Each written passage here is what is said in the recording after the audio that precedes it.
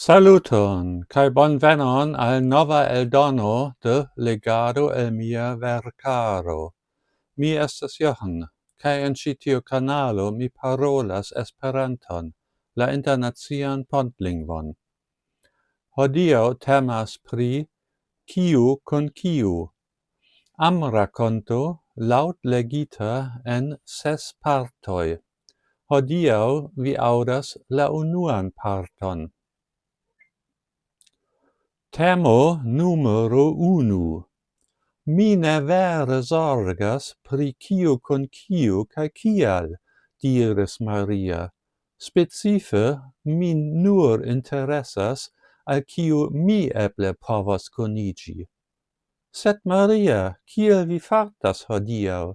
Sandra demandis ŝin.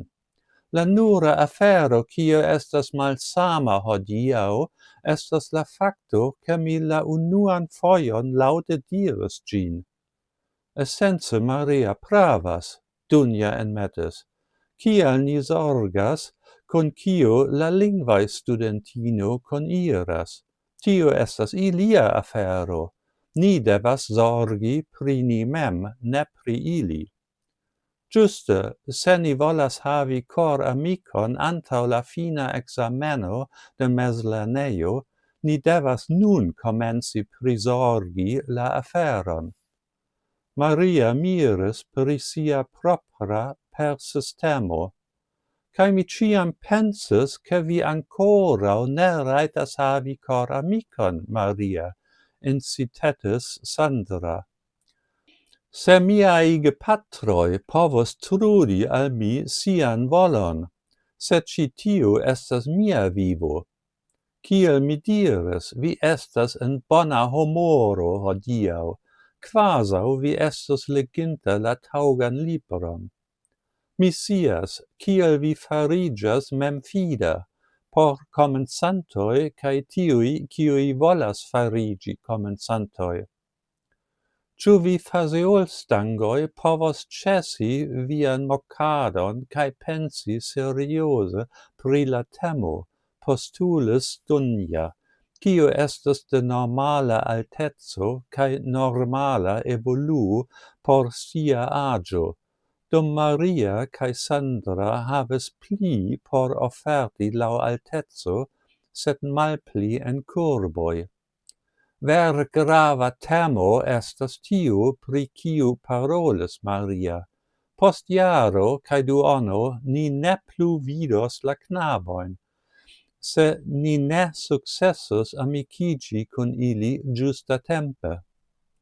Bone, tiam ni denove ekzamenos la ulojn, sed nur la seriozajn kandidatojn. Sandra malseveriĝis. Ne agu kvazaŭ vi ne amuziĝos diskuti pri la uloj, Dunja riproĉis. Kion vi pensas pri nia nova ulo?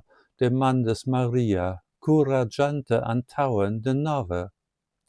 Kial ne atingi la stelojn, komentis Sandra. Mi volas diri, ke la knabo estas tro saĝa kaj tro laborema por mi, sed eble li taŭgas por vi. Do mi estus tute feliĉa, se li interesiĝos pri mi, klarigis Dunja, krom la fakto, ke mi sentas min nano apud li. Almenaŭ vi estas sendube ina, konsolis Maria, dum oni ne povas scii laŭ mia profilo. Ne ĉiuj knaboj unue rigardas la mamojn, aldonis Sandra. Ne, kelkaj el ili rigardas la postaĵon aŭ la krurojn, respondis Maria. Jen avantaĝoj, kiujn mi ne havas. Vi estas klare la plej klera el ni ĉiuj, kaj vi ankaŭ ludas violonon. Estis vera admiro en Dunja, precipe ĉar, krom la diligenteco, kiu ne mankis al ili ambaŭ, la praktika knabino estis la rekta malo de la elfa Maria. Nun la nova ulo devas ŝati intelektulinojn kaj muzikistinojn, ridis Sandra, do vi jam preskaŭ kaptis lin. La konkurado inter inaj muzikistoj estas pli granda ol vi pensas, Sandra, respondis Maria. Krom ni mem, estas ekzemple Tina, kiu verŝajne kontribuas al la mismezurado de kompasaj nadloj kun siaj melonoj. Piednoto.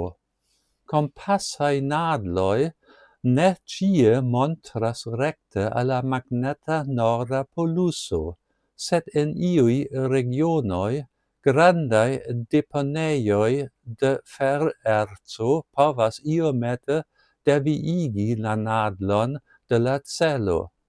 Kompreneble estas kompleta sensencaĵo sugesti, ke eĉ grandegaj specimenoj de la organo mem, kiu donas la nomon al la besta klaso de mamuloj, povos havi ĉi tiun efikon sur la magnetan forton de la Tero.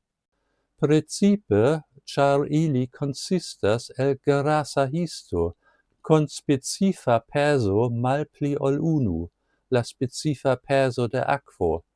Tamen, la supre menciitaj organoj certe povas deturni la rigardojn de homaj viroj for de la okuloj de homaj virinoj, kvankam tio ne estas magneta efiko.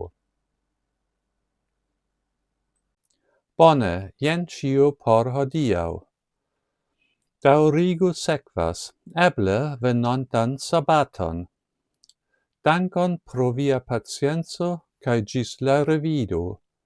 Kaj ne forgesu, abonu mian kanalon, por ke vi ne maltrafu mian venontan filmeton. Ĝis!